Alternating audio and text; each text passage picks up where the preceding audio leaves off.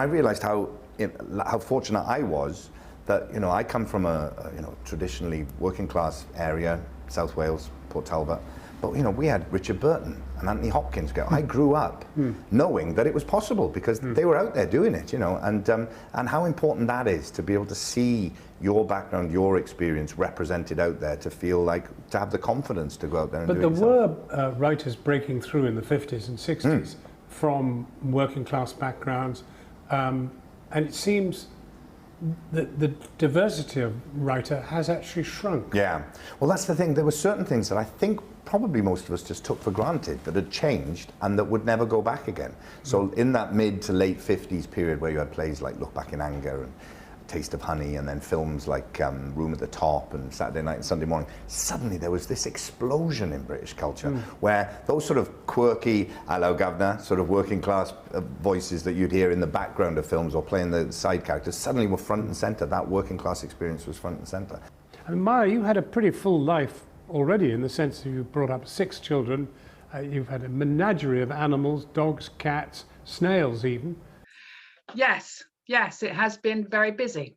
I've always told my children stories, kind of, and I would volunteer and go into the local primary school and do storytelling with the children there, but that never really felt like real writing, kind of. So it wasn't until my children all went off kind of to university and were busy being fabulous that I got a little bit of time to be able to write for myself.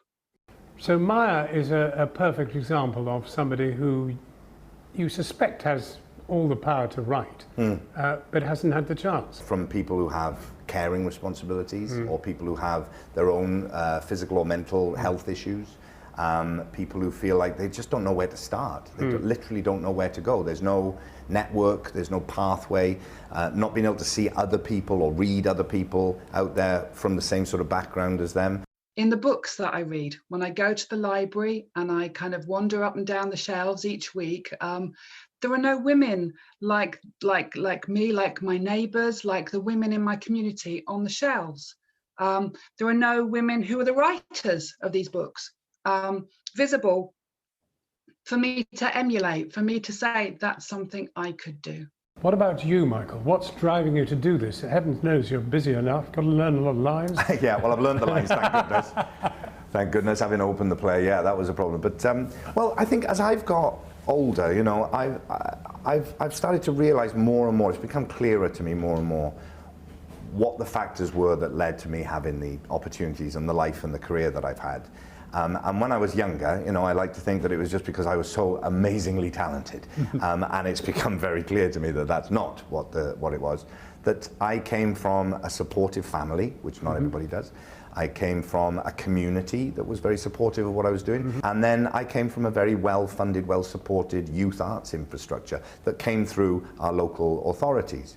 And so, is that still there now? No, well, that's all been cut. So the money for that is not there. It's still, there are certain things that still exist. My youth theatre still is there, but it's partly because of people like myself helping to support it. People like Ian McKellen was able to give money towards it as well, which is we're incredibly grateful for. But I've watched my pathway kind of disappear behind me, really.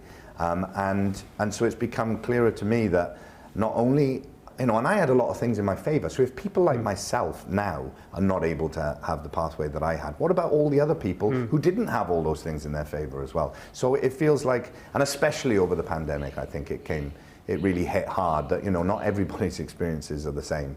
And it just sort of gave me a bit more urgency about, well, when things do start to open up again, how can we make things better? Creative writing, writing for books, writing for television, radio and the rest. Do you think the privatisation of Channel 4 is going to help things? Well, I don't know about that. The big shift that's going on and that could happen in an even more extreme way as we move forward around, you know, people's attitudes toward the BBC, Channel 4, you know, if everything is just left to market forces, as it's called, you know, and everything is about, well, what's going to make the most money, what's going to get the highest figures. You know, if you look back at the history of our culture, it hasn't always been the most popular thing that has led us down the paths that you know, that we've found ourselves going. We have to make sure that talent is nurtured. You know, creative endeavours take risk early on. Fundamentally, this is about diversity, isn't it? Yeah, and fairness, really, I think. I mean, you know, it's just not fair that certain people, because of the accident of birth and family and geography, get certain kinds of opportunities and other people don't. Maya, Michael, thank you both very much indeed. Thank you.